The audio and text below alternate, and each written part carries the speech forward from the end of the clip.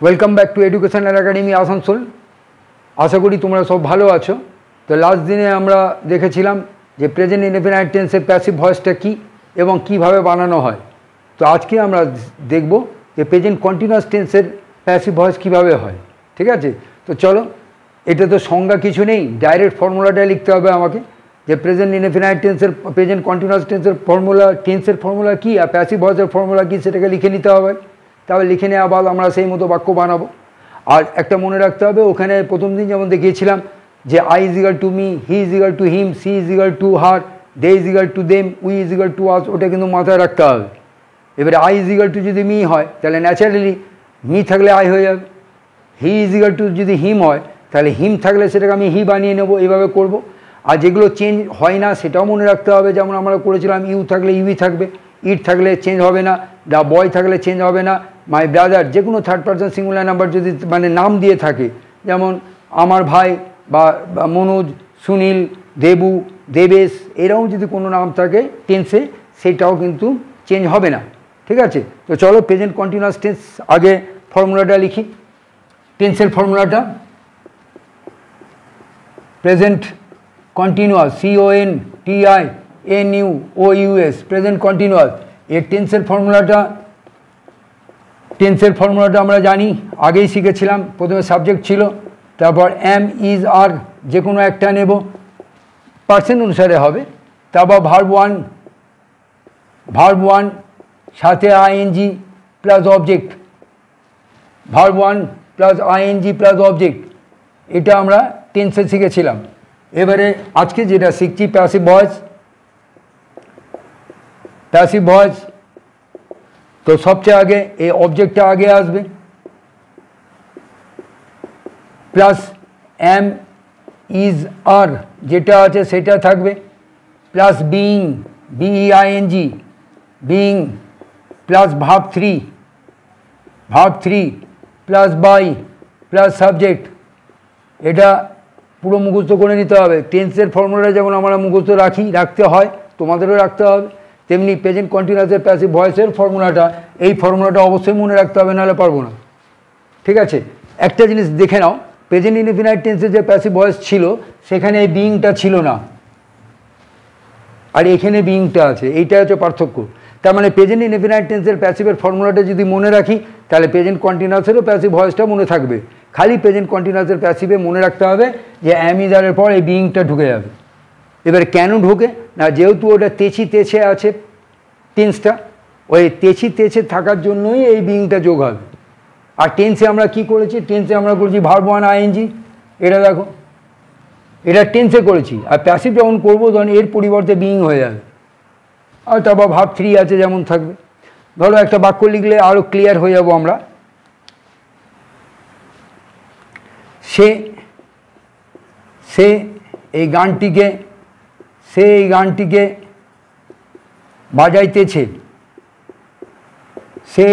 বাজাইতেছে, ঠিক আছে। তো সবচেয়ে আগে সেইটাকে মার্ক করব আর বাজাইতেছেটাকে মার্ক করব। বাজাইতেছে মানে কাজটা চলছে, তার মানে প্রেজেন্ট কন্টিনিউয়াস টেন্সের উদাহরণ। এবারে বাজানো ইংরাজিটা আগে দেখে নিই। বাজানো ইংরাজি আমরা জানি প্লে মানে PLAY, প্লে মানে খেলাও হয় আর বাজানোও হয়। মধ্যেরটা প্লেড, PLAYED, 3 নম্বর হবে PLAYED।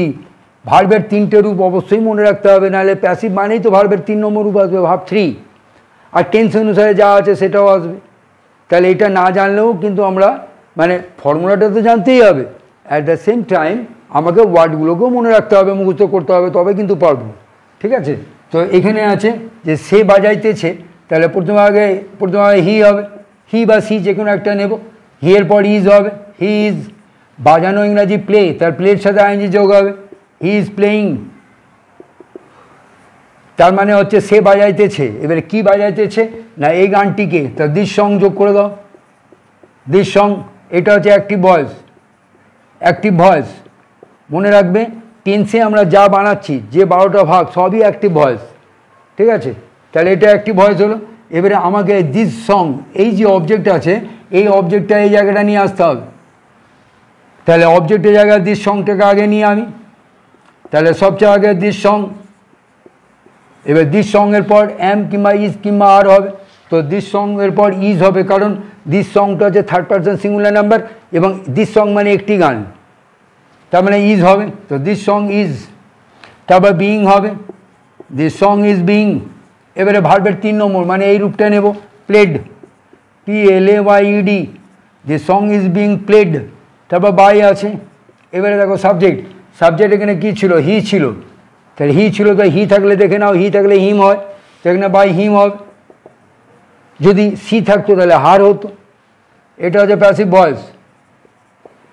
প্যাসিভ ভয়েস বাংলাটা হবে এখানে যেমন হি দিয়ে সে দিয়ে বাংলাটা শুরু হয়েছিল, যে সেই গানটিকে বাজাতেছে, এবারে হবে দিস সং মানে এই গানটিকে, যেভাবে ইংলিশটা আছে ঠিক সেইভাবে বাংলাটা শুরু হবে, কিন্তু এই গানটিকে বাজানো হইতেছে, বাজানো হইতেছে, এই গানটিকে বাজানো হইতেছে তার দ্বারা, এটা হচ্ছে প্যাসিভের Bangla.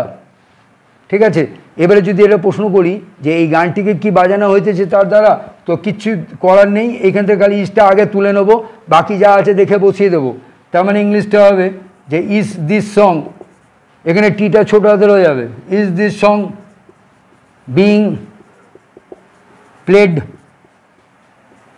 Is this song being played by him, question mark.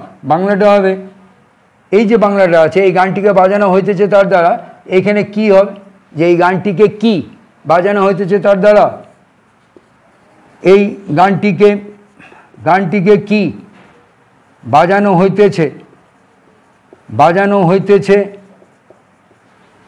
তার দ্বারা, যে কোশ্চেন মার্ক।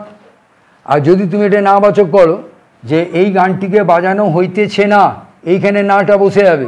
আর ইংলিশে এখানে যে আমরা করলাম this song is being played, তো ইজের পর নট হবে, এই জায়গাটায় নট হয়ে যাবে, তাহলে this song is not being করে যা আছে দেখে বসিয়ে দেবো। তার মানে ইংলিশটা হবে this song is not being played, this song is not being played by him, এটা ফুল স্টপ। বাংলাটা হবে যে এই গানটিকে, এই গানটিকে বাজানো হইতেছে না, বাজানো হইতেছে না, এই গানটিকে বাজানো হইতেছে না তার দ্বারা। ঠিক আছে, আরেকটা বাক্য দিই তাহলে আরও ক্লিয়ার হবে।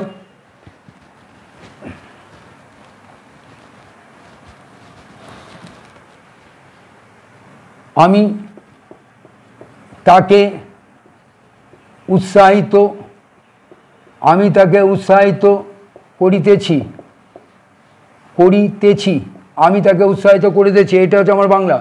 তো আমি আর উৎসাহিত করিতেছি এইটুকু আগে হবে, তেছি মানে বুঝতে পারছো কাজটা চলছে, তার মানে প্রেজেন্ট কন্টিনিউয়াস টেন্স। এবারে প্রেজেন্ট কন্টিনিউয়াস টেন্সের ফর্মুলা তো আছে, খালি আমাকে এটা জেনে নিতে হবে যে উৎসাহিত করা ইংরাজি কি। তো উৎসাহিত করা ইংরাজি হচ্ছে এনকারেজ, ENCOURAGE, এনকারেজ মানে উৎসাহিত করা, উৎসাহিত করা, মধ্যে ডি যোগ হবে, লাস্টে ডি যোগ হবে। আর এনকারেজমেন্ট মানে উৎসাহ। এবার নাউনে যদি নিই তাহলে নাউন হবে এনকারেজমেন্ট, ENCOURAGEMENT, এনকারেজমেন্ট, এটা হচ্ছে উৎসাহ, এটা নাউন। যেটা নাউন হবে সেটা দুটো রূপ হবে না। এবারে এটাকে একটু ডিলিট করে দিই।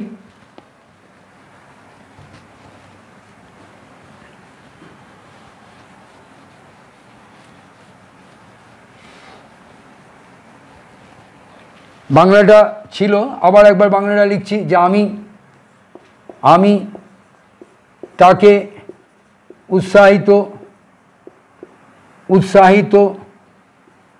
করিতেছি, তাহলে সবচেয়ে আগে আমি আর উৎসাহিত করিতেছি এটুকু আগে হবে। এই টেন্সের উদাহরণ, এই টেন্স ফর্মুলা হিসাবে, তো প্রথমে আই হবে, আয়ের পর অ্যাম হবে, আই অ্যাম, একদম এইভাবে ধরে ধরে যাব কিন্তু, আই অ্যাম। এবারে উৎসাহিত করা ইংরাজি এনকারেজ, তাহলে ভার্ব ওয়ান, এই যে ভার্ব ওয়ান আছে, ভার্ব ওয়ান সাথে আইএনজি যোগ হবে, তাহলে এনকারেজ, এই যে কথাটা লিখলাম এনকারেজ, এর সাথে আইএনজি যোগ হবে, তাহলে I am encouraging, RAGING, I am encouraging, এইটুকুর মানে হলো আমি উৎসাহিত করিতেছি। কাকে করিতেছি? তো হিম লিখবো, ছেলে হলে হিম হবে, মেয়ে হলে হার হবে। এটা হচ্ছে টেন্সটা, এটাকে হচ্ছে আমরা অ্যাক্টিভ ভয়েস, অ্যাক্টিভ ভয়েস। এবারে এই হিমটাকে আমি নিয়ে আসবো এই জায়গাটায়। তো দেখো হিম থাকলে হি হবে ওখানে, মানে আমি লিখেছিলাম he is equal to him, তাহলে হিম থাকলে হি হবে, তার মানে অবজেক্টের জায়গায় প্রথমে হবে হি। ঠিক আছে, হিম আছে বলে হি করে দিলাম। এবারে হি এর পর এম ইজ আর একটা নেব, তো হি এর পর আমরা জানি ইজ হয়, তাহলে হি ইজ, তারপর বিইং হবে, হি ইজ বিইং। এবারে ভার্ব 3, তার মানে এই রূপটা নেব এনকারেজড, তাহলে he is being encouraged, COURAGED, he is being encouraged by, এখানে কে ছিল? আই। দেখো I is equal to me, আমি প্রথমেই লিখেছিলাম চেঞ্জ হয়, তো এখানে মি করে দাও। এটা হচ্ছে প্যাসিভ ভয়েস, প্যাসিভ ভয়েস। তো বাংলাটা হবে যে তাকে, এখানে ছিল আমি তাকে উৎসাহিত করিতেছি। এবারে ইংলিশটা যেহেতু হি দিয়ে শুরু হয়েছে প্যাসিভ ভয়েসটা, বাংলাটাও তাকে দিয়ে শুরু হবে, যে তাকে উৎসাহিত, উৎসাহিত,